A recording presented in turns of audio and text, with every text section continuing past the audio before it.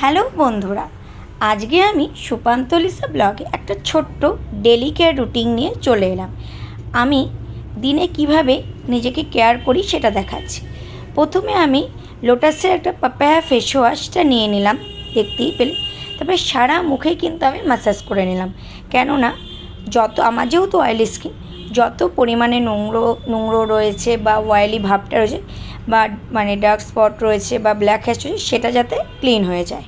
দেখতে পাচ্ছ ভালো করে কিন্তু আমি সুন্দর করে কিন্তু আমি ম্যাসাজটা করছি। যেভাবে করছি, যেই স্টেপগুলি দিয়ে তোমরা কিন্তু এভাবে অ্যাপ্লাই করে দেখতে পারো, বুঝতে পেরেছো তো? এরপরে আমি কিন্তু এবার এটাকে আমি ওয়াশ করে 2 মিনিট রেখে নিই, 2 মিনিট না, মিনিট 1 রেখে নিয়ে আমি কিন্তু এটাকে ওয়াশ করে নেব। বুঝতে পারছি, এটাকে ওয়াশ করে নেব। তার আগে আমি এটাকে কিন্তু যতটা পাচ্ছি যে ডার্ক স্পটগুলি আমার রয়েছে সেগুলি যাতে চলে যায়, তারই কিন্তু আমি একটা চেষ্টা করছি। ভালোভাবে তোমরা লক্ষ্য করতে পারো। এরপরে কিন্তু মুখটা আমি ভালো করে কি করলাম, ধুয়ে নিলাম। ধুয়ে নিয়ে একটা ভালো মানে মানে টাওয়েল বলো বা ডাস্টার বলো দিয়ে আমি মুখটাকে কিন্তু জোরে না, হাফ করে পন্স করে কিন্তু আমি মুখটাকে মুছে নিলাম। কেননা মুখের ওপর স্কিনটা যেহেতু খুব নরম, মুখের স্কিন হয় খুব নরম, সেই জন্য এখানে কিন্তু আমি খুব একটা প্রেস দিলাম না। এবার আমি ঘরে চলে এলাম। এই দেখো, আমি যে সানস্ক্রিন বলো বা যেটা ডেলি বেসিসে আমি দিনের বেলায় ইউজ করি, সেই ক্রিমটা কিন্তু আমি নিয়ে নিয়েছি। এটা এমন একটা ক্রিম যেটা ইউজ করলে মুখটা খুব অয়েলিও হবে না, আবার মুখটা ড্রাইও থাকবে, একদম নর্মাল। প্লাস তোমার SPF 15 কিন্তু রয়ে গেছে। আমরা যারা বাইরে বেরোই এবং বাইরে বেরোই না, প্রত্যেকটা মানুষেরই কিন্তু উচিত, যারা বাইরে বেরোয় আমাদের তো প্রচণ্ড পরিমাণে এটার দরকার। আর এটার একটা জিনিসটা কি, এটা হ্যাঁ, আমি যেটা ইউজ করছি এটা তোমার এজ লিমিট 40 অবধি রয়েছে, 20 to 40।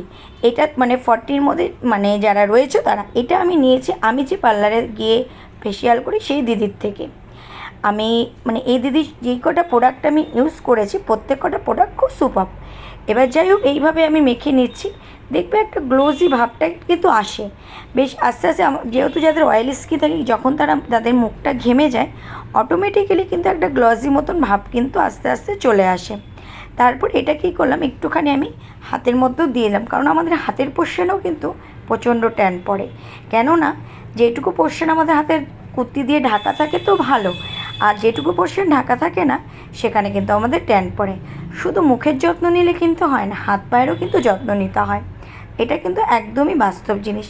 শুধু ভাত রান্না করলে যেমন হয় না, সেরকম কিন্তু আমাদের কিন্তু ভাতের সাথে কিন্তু আনুষঙ্গিক তরকারি না করলেও কিন্তু জমে না। তাই শুধু মুখটা দেখালেই হবে না, হাত পাটাকেও আমাদের কিন্তু প্রয়োজন উচিত যত্ন নেওয়া।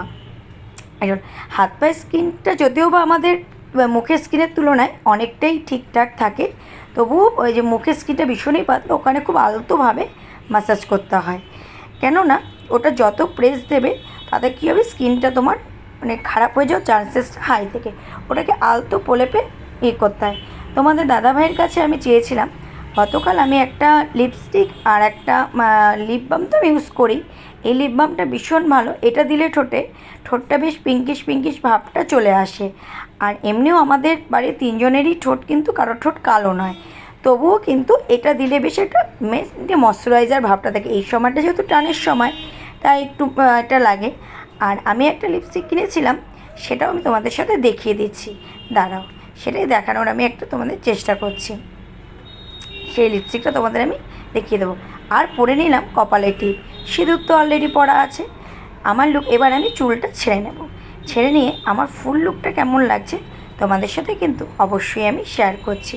একদম ঘরোয়াভাবে সবে আমি শ্যাম্পু করে নিয়েছি, মাথাটা নিচু করে আমি শ্যাম্পু করেছি। শ্যাম্পু করে নেওয়ার পরে এখন কেমন লাগছে তোমরা কিন্তু দেখে আমাকে অবশ্যই কমেন্টে জানিও। এটা আর একটা কথা তোমাদের এটা আমি জানিয়ে দিই, এটা কিন্তু আমার আজকের কোনো ভিডিও না, এটা কিন্তু আমার পুরনো ভিডিও।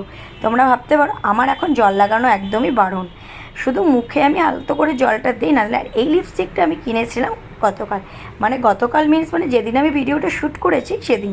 এটা আমার গ্যালারিতে ছিল। আজকে যেহেতু কোনো ভিডিও শ্যুট করতে পারিনি, তাই এই ভিডিওটাই ভাবলাম একটু ভয়েস ওভার দিয়ে তোমাদের কাছে পৌঁছে দিই। ঠিক আছে, চলো টাটা, সবাই ভালো থেকো, সুস্থ থেকো, দেখা হচ্ছে আবার।